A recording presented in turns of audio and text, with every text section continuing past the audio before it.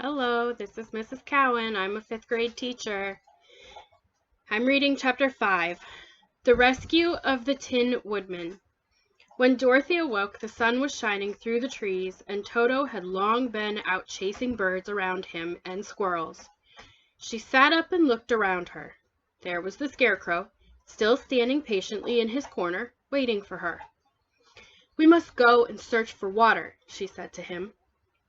"Why do you want water?" he asked. "To wash my face clean after the dust of the road, and to drink, so the dry bread will not stick in my throat." "It must be inconvenient to be made of flesh," said the Scarecrow thoughtfully, "for you must sleep and eat and drink. However, you have brains, and it is worth a lot of bother to be able to think properly." They left the cottage and walked through the trees until they found a little spring of clear water where Dorothy drank and bathed and ate her breakfast. She saw there was not much bread left in the basket, and the girl was thankful the Scarecrow did not have to eat anything, for there was scarcely enough for herself and Toto for the day. When she had finished her meal, and was about to go back to the road of yellow brick, she was startled to hear a deep groan near by. "What was that?" she asked timidly. "I cannot imagine," replied the Scarecrow, "but we can go and see." Just then another groan reached their ears, and the sound seemed to come from behind them. They turned and walked through the forest a few steps, when Dorothy discovered something shining in a ray of sunshine that fell between the trees. She ran to the place and then stopped short with a little cry of surprise. One of the big trees had been partly chopped through, and standing beside it, with an uplifted axe in his hands, was a man made entirely of tin. His head and arms and legs were jointed upon his body, but he stood perfectly motionless, as if he could not stir at all. Dorothy looked at him in amazement, and so did the Scarecrow, while Toto barked sharply and made a snap at the tin legs, which hurt his teeth. "Did you groan?" asked Dorothy. "Yes," answered the Tin Man, "I did. I've been groaning for more than a year, and no one has ever heard me before or come to help me." "What can I do for you?" she inquired softly, for she was moved by the sad voice in which the man spoke.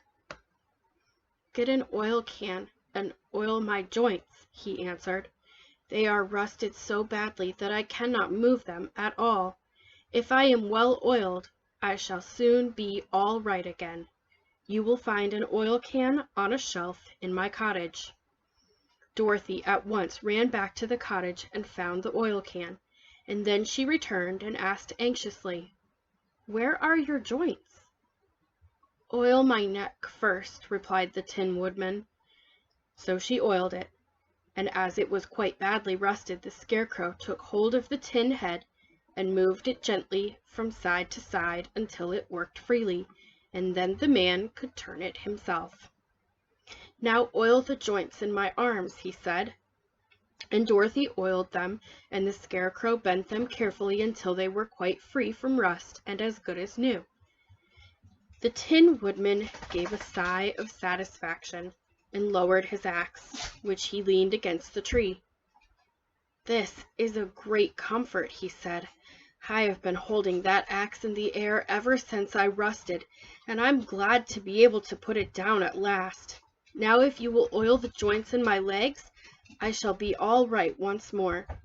So they oiled his legs until he could move them freely, and he thanked them again and again for his release, for he seemed a very polite creature and very grateful. "I might have stood there always if you had not come along," he said, "so you have certainly saved my life. How did you happen to be here?" "We are on our way to the Emerald City to see the Great Oz," she answered, "and we stopped at your cottage to pass the night." "Why do you wish to see Oz?" he asked. "I want him to send me back to Kansas, and the Scarecrow wants him to put a few brains into his head," she replied. The Tin Woodman appeared to think deeply for a moment. Then he said, "Do you suppose Oz could give me a heart?" "Why, I guess so," Dorothy answered. "It would be as easy as to give the Scarecrow brains." "True," the Tin Woodman returned. "So, if you will allow me to join your party, I will also go to the Emerald City and ask Oz to help me." "Come along," said the Scarecrow heartily, and Dorothy added that she would be pleased to have his company. So the Tin Woodman shouldered his axe, and they all passed through the forest until they came to the road that was paved with yellow brick. The Tin Woodman had asked Dorothy to put the oil can in her basket.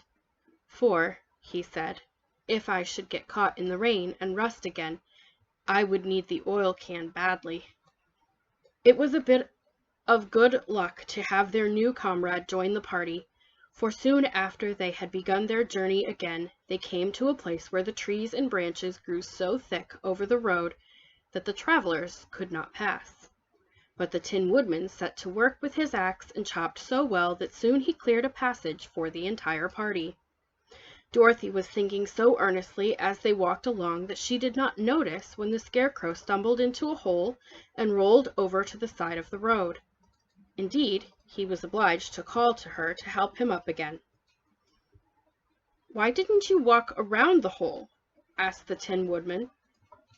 "I don't know enough," replied the Scarecrow cheerfully. "My head is stuffed with straw, you know, and that is why I am going to Oz to ask him for some brains."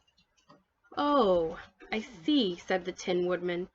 "But after all, brains are not the best things in the world." "Have you any?" inquired the Scarecrow. Hi Yorkshire friends, it's Mrs. Carroll. I'm here to finish chapter 5 for you today. "No, my head is quite empty," answered the Woodman. "But once I had brains, I had a heart also. So having tried them both, I would much rather have a heart." "And why is that?" asked the Scarecrow. "I will tell you my story, and then you will know." So while they were walking through the forest, the Tin Woodman told the following story. "I was born the son of a woodman who chopped down trees in the forest and sold the wood for a living. When I grew up, I too became a wood chopper, and after my father died, I took care of my old mother as long as she lived. Then I made up my mind that instead of living alone, I would marry, so that I might not become lonely. There was one of the Munchkin girls who was so beautiful that I soon grew in love with her with all my heart. She, on her part, promised to marry me as soon as I could earn enough money to build a better house for her. So I set to work harder than ever, but the girl lived with an old woman who did not want her to marry anyone.